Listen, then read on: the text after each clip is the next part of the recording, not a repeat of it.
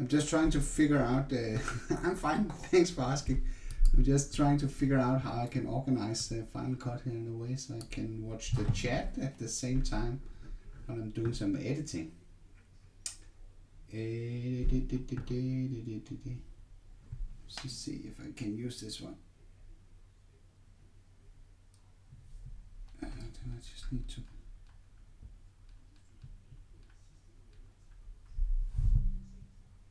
Thank you, What to Expect. That's a pretty original name for a channel. So I don't know if this is going to work. I have been wanting to do this for a while, and we will do this for a little while. I was just thinking while I was editing some of my YouTube content, maybe I should just bring you along and see how it goes. So, yeah. So the idea was I had a lot of good footage from the trip that I made to Knudstorp during the Porsche event. So maybe I could put that together and make some sort of a video and combine it to some nice music. So the idea here is that I want to start a new project. And I have to do it here, so I go in here. I know most of the footage have been recorded in 30 frames per second, so I will do that. So I will make a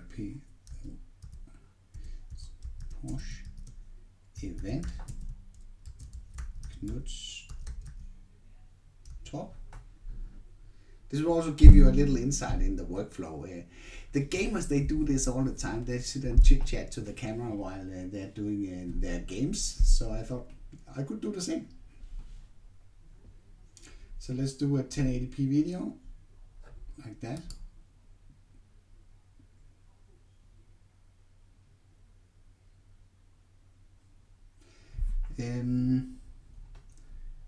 Dolly Rice asked why I want to delete the video. Because I honestly don't know how this will end up, and I will probably also not finalize the video. So this is more or less just to try out the technique, and if you like it, then we will do it again. There's no problem in that, and hopefully it will be better and better going forward.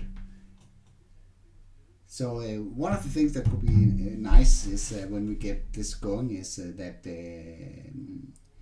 I can show you stuff. I can show you how I do different details. So if you ask me in the comments or in the chat, then I will be able to show you how I do different stuff inside the Final Cut. So let's just jump over here. Let's just go to OBS here and go to Google, because I basically don't want this right now. I want to take away. I want to check out some music for this. We need a nice music track. I found when I edit a purely video, it's pretty good to find the music track first. So let's just jump over to Epidemic Sound that I'm using for my music, like that. And this is how Epidemic Sound looks on the other side when you're logged in. And it always have like a nice selection of tracks. We can maybe hear, because I'm paying for this. Is this too loud?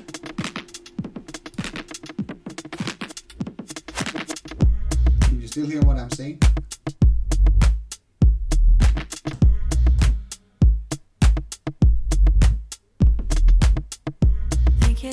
No, I don't have a Mavic Pro Platinum. I basically only have one drone. Kitchen tap is broken. Drip, drip, drip, drip. Dirty dishes in the sink. We've been laying here for. I only have my Mavic T4 at the moment. So not the original Mavic. Different from when we started off. Now we're just like. Think it's time to call it quits. Think it's time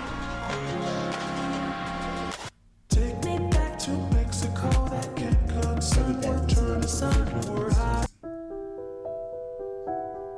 Piano, not good. I wake up, flex up, down that, more like no that. drip this, tell 'em run it up, no sleep, no rest, might crash, might wreck, but first I stretch, tell 'em run it up. I wake up, flex up, down that, no drip this, tell 'em run it up, no sleep, no rest, might crash, might wreck, but first I stretch, tell 'em run it up. 9 out of 10 roll through my hands, I'm by my lonely. Turned to a savage, now my baby wants to hold me. I love my fans, don't need no friends, I got my homies. Thought I could trust you, I find out you tried to zone me. I'm number one up on that court, I'm liquid grade. The first one in, the last one out, can't call me lazy. Put in my hours, send the invoice, and they pay me.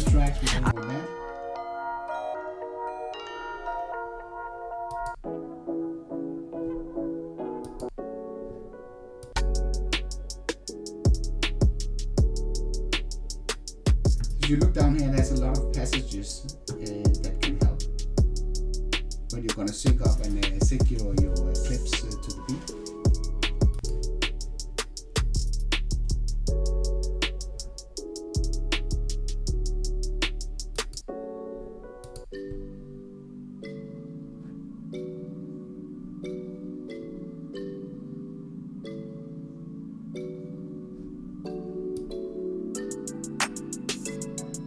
So what I do sometimes is I just let it run in the background. So basically I can go back to Final Cut. And I can start looking I can start selecting some clips. And maybe there will be a song eventually that I like.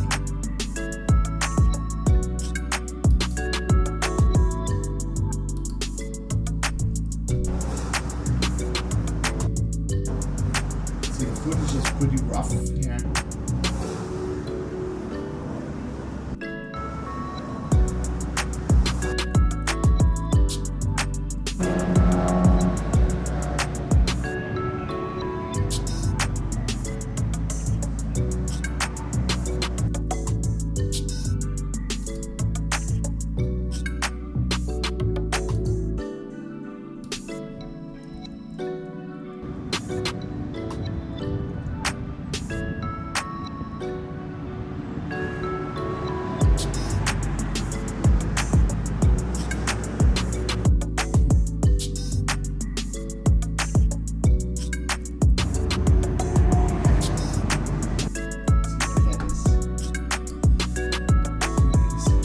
Frames per second, so it can't even slow it down to stabilize it.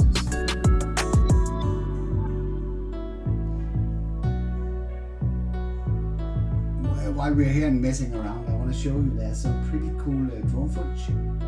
If you haven't already seen it, this is the close-up track. And one of the big issues with this is that even though the cars are running and driving very fast, it actually doesn't look like that on the drone footage. It looks like it's going very slow.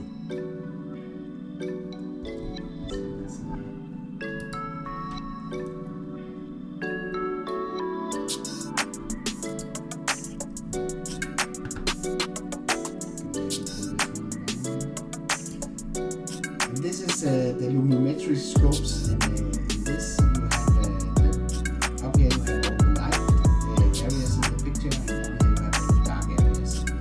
You see this is shot in D-Log M, so it's a pretty flat color profile, which means that we have basically preserved all the details of the footage is between the black and the white range in the picture. That's a big advantage when we're going to color grade it. And this is probably one of the main reasons why you would get a more expensive drone with a better camera, is that you are capable of keeping all that information within these two limitations. Because if I show you here, let's just go like this. Let's just take a snippet of this and put it into the timeline. Like that. And you'll be able to see I have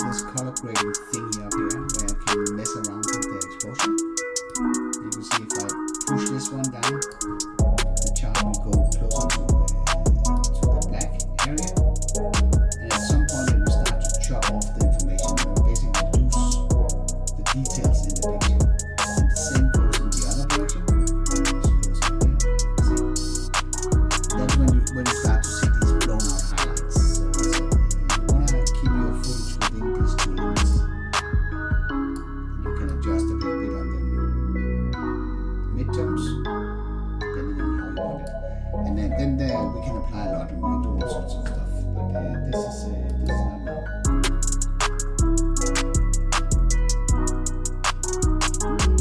There's music. Okay, so let's turn off the music for. Let me just go back and adjust this a little bit.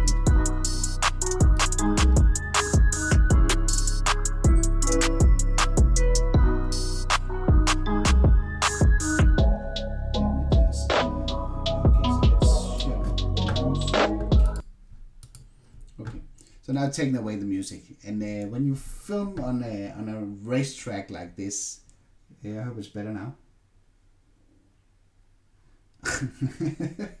Dora says it's a visual happening. I don't know what it is.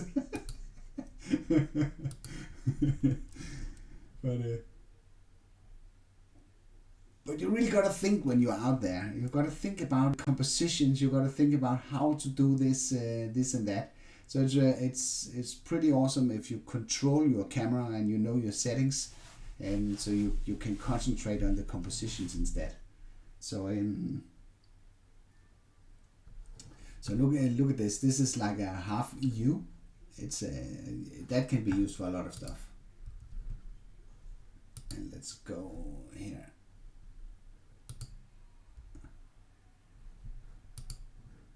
I made so much footage that day. I think I had I don't know. I had maybe 100 gigabyte of raw footage when I came back home, because most of it is in 4K.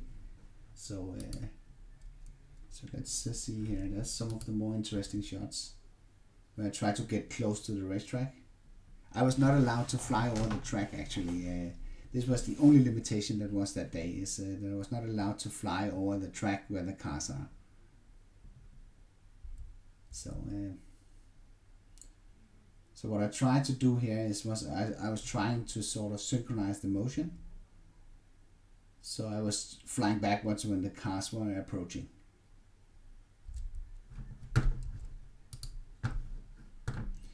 One more here. And we were so lucky with the weather that day. It was fantastic. And some of that, of course, needs to go into the video.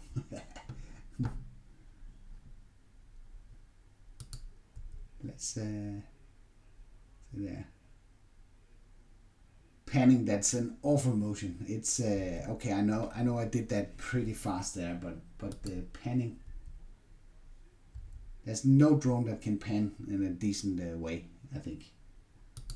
Yeah, maybe it can, but it often looks very ugly when you do the panning, because the camera moves too fast, I think.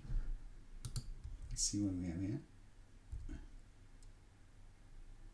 See, I adjusted the shutter so I got like a motion blur. So there's actually motion blur when the car moves here. So if I stop it, you can see it's not 100% sharp. That's because the shutter has been reduced to the double of the frame rate. That you get this type. And that part is a bit tough to fix in post. You need to have that correct. I could have decided to go for a higher shutter. I should probably have gone for a bit higher shutter here when you have fast moving cars like this.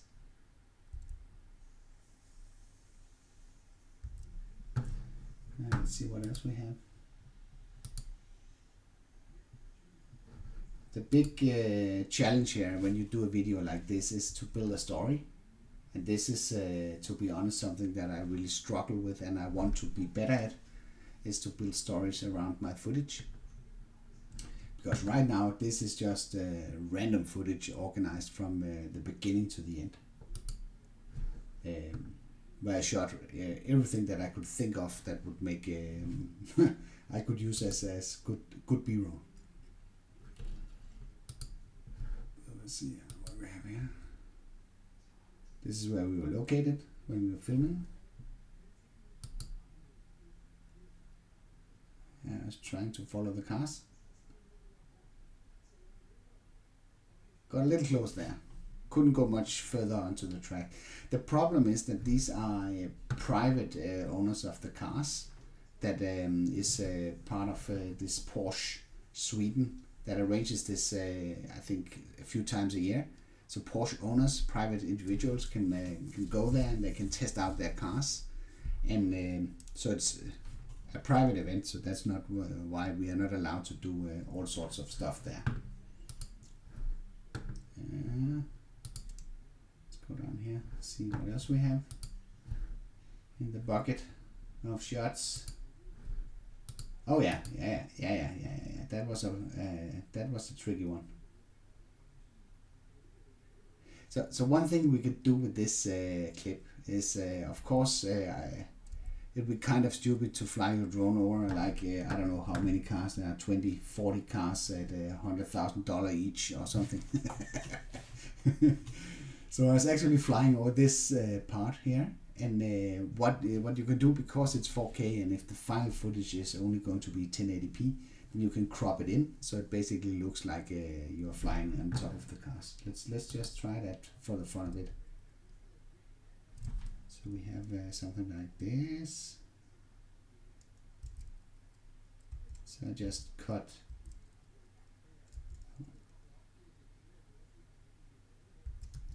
this part just for the it's a bad part. This one. Let's see when it's getting.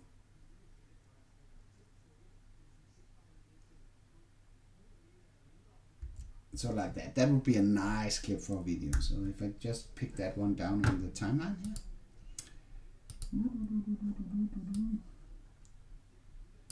So what I can do here is I can do some transformation. I'm sorry, I will check up on the chat a little bit later, but right now I'm just fiddling around with this. So let's see, we want to end up with something like this in the center of the picture. So let's go in here onto the transformation, and then I can scale it.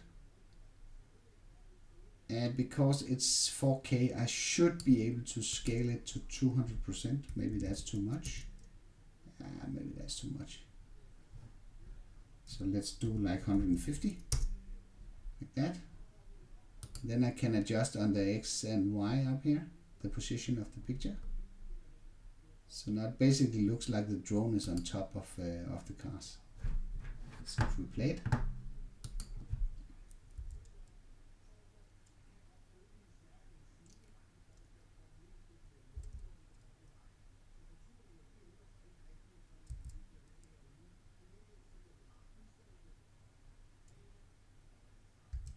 Like that. So that's a pretty neat little trick, and why I record most of my footage with in 4K. Let's say what I'm saying here.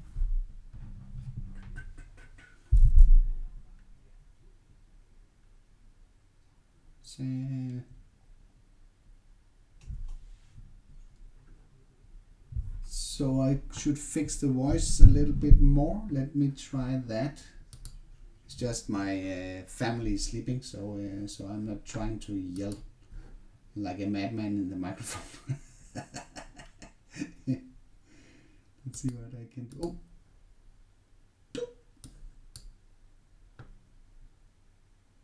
It seems this is the highest I can put it, but maybe I can put the microphone a little bit closer. Is that better?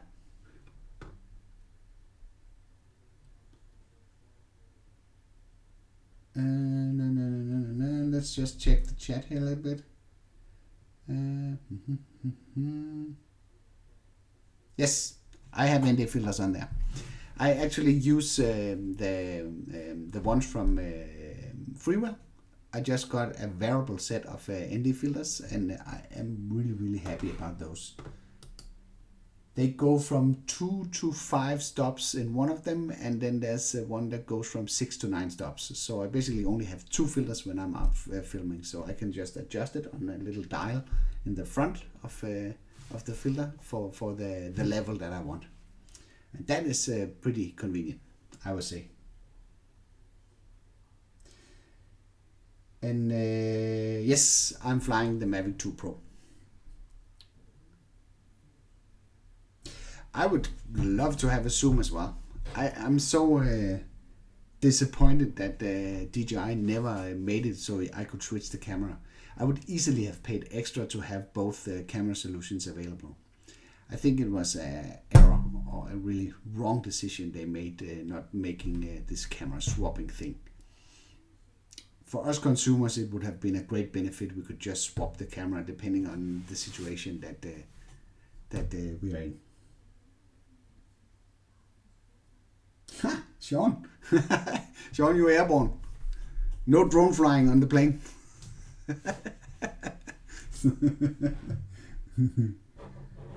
That's pretty cool. I never had one in the chat for dialing in from a plane before, so it was quite a funny video you posted here a little bit earlier. That was an alternative use of drones, I would say. So let's see. Okay, so let's just move on here, see what else we have here in the bucket. So these were, maybe you've seen that video where I made something about how to make cinematic video with your iPhone. And these are some of the clips that I used for that. I'm trying to show that you don't need a fancy camera basically to do a cinematic sequence. And the fun story about this was that everything was basically closing. So we didn't have much time to complete it. You can see there's all the cars that were here before, they are gone. So we had to pick one, and luckily there was a really nice white GT4 Porsche available that we could use as a subject. So I started filming like a madman to get all these clips in. So they're probably not as stable as I would love them to be, but I turned out 2 videos on that concept where I showed how I shot all these clips.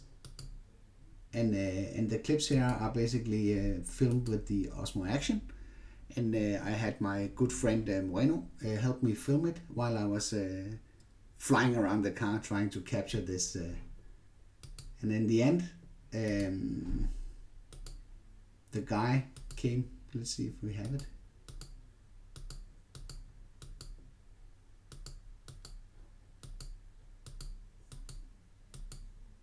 I should probably have asked the owner if it was okay to film his car. Let's see if I can find that clip. Now I could have a look in the fine footage, but let's see. Let's just do a simple one. Oceans like this, it's pretty nice. You okay? It's very beautiful. So I hope you don't mind that I did a little filming on it. No problem. So luckily he approved it. So I just I should probably have asked him if it was okay. But it was such a nice car, and with a little bit of flatter you get by. So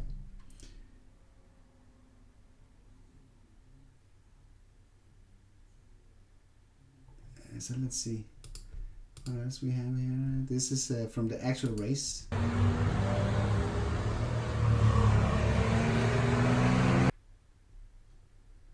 There's not that much from this.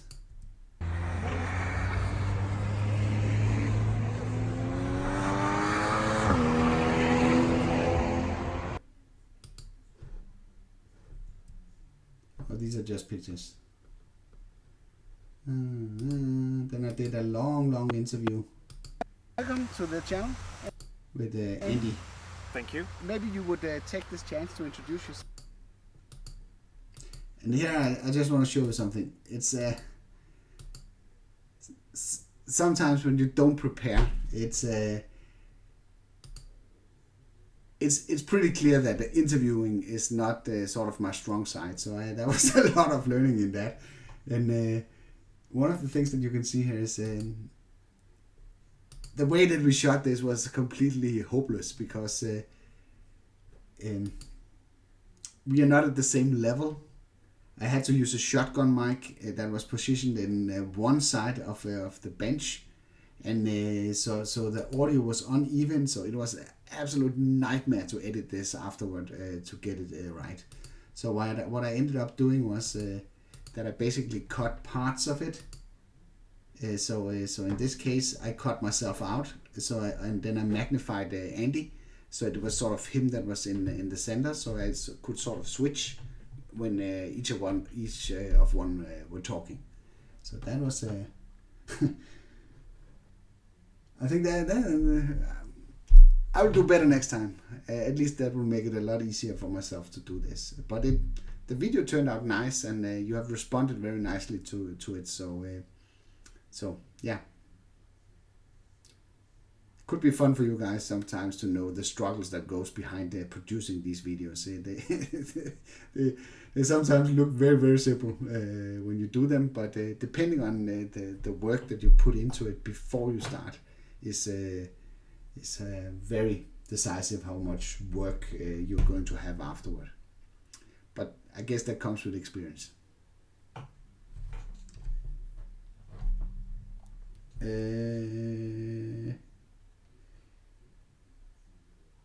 KB9, I don't hope I butchered your name, but why I said I will delete the video, I think these are like happenings that should only be live when they're live, and then I will delete them. Maybe I will make them available. I won't delete them completely, but I will unlist them and maybe use them for something else. I think these are like special times where I get a chance to chit chat and share a little bit behind the scenes stuff from.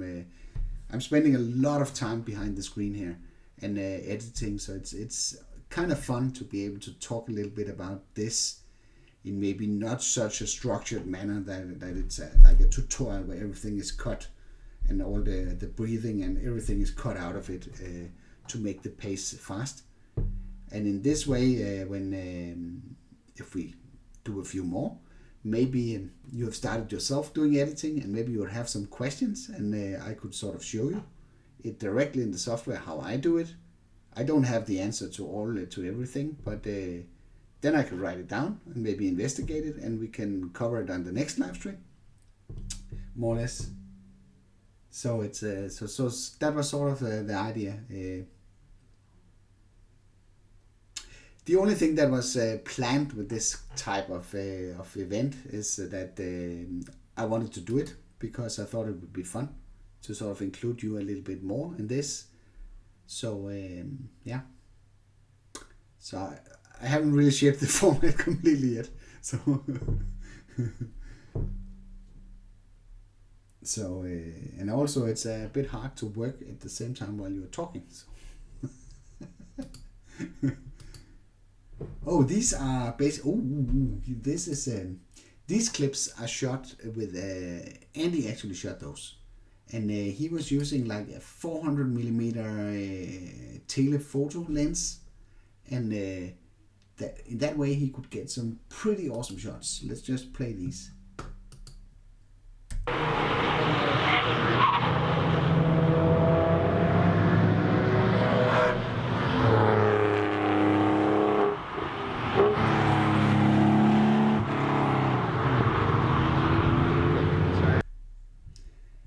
Because he's doing this professionally, he has a lot of trick in his sleeve that will allow him to get really, really stunning good footage. So look at this.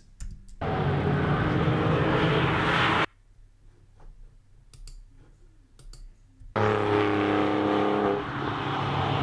shoot this footage this is not very easy.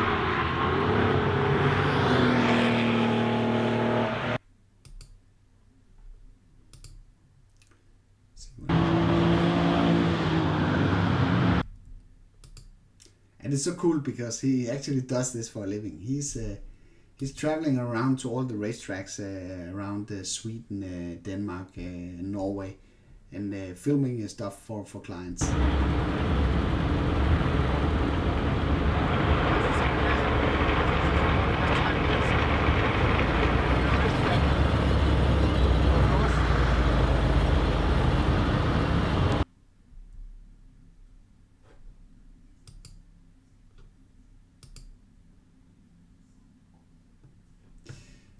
Whenever I record videos, I use an external recorder. I actually have it here, so I can show it to you. Let me just switch here to the clip. So this is the Zoom H1, and I've started using that for a while. I don't know why this chat window is not updating. I've started to use this a while back because using a shotgun mic is not very good, I think. And together with this, I have a lapel mic. This one that I can just put on my clothing somewhere, and then that just plugs into the recorder, and I can put that somewhere in my pocket. So that's a pretty neat setup. And let's just jump back to Final Cut here. And with that, I'm getting these audio files, which is basically just waveforms. And those I need to sync up in post, so it matches the footage. Let's just see.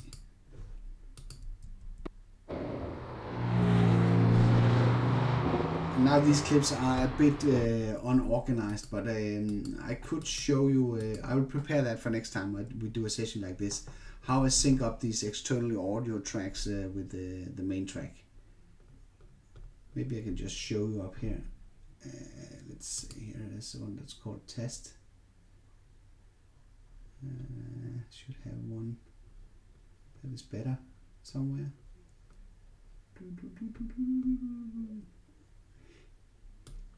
If I take this interview with Andy, so you see I have the soundtrack down here, and I have the footage up here, and those are synchronized. And it's not me that is doing that synchronization. I simply just find the video clips, which is 64 and 67. Let's just find those 64. I can show you now. The 64 there. That was the track with Andy, and the soundtrack was. So take this one and mark it. Oh, this one, and then I go down here to that one, and that was 67. So now I mark these two clips. So what I can do now is I can go here and I can say multicam clip. So this is Andy 2, and what happens then is now it merges these two tracks together, and then somewhere up here I have an Andy 2. So let's take this one away. So here I have basically this external audio track merged together with the main timeline. So if I take just a snippet of this, Even on the track, I use it sometimes. like that, and add it to the timeline, then you're gonna see some magic. Because now I can do this. I can say what is my active video angle, that is 64, and I can say what is my audio track, that is the external recorder. So now I have basically had Final Cut synchronize the audio with the external, the video with the external audio through the audio tracks. So in that way I have external audio on this clip right now. And that also works with multiple camera angles, so you can switch between the camera angles. So that's a pretty neat trick.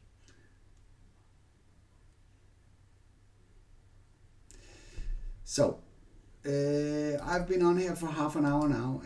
We didn't end up making a final video, but I think I will also go to sleep now. So at least I will close down for now. So I hope you enjoyed this type of content, and I hope we can do it again sometime very soon. Yeah. So thank you for watching.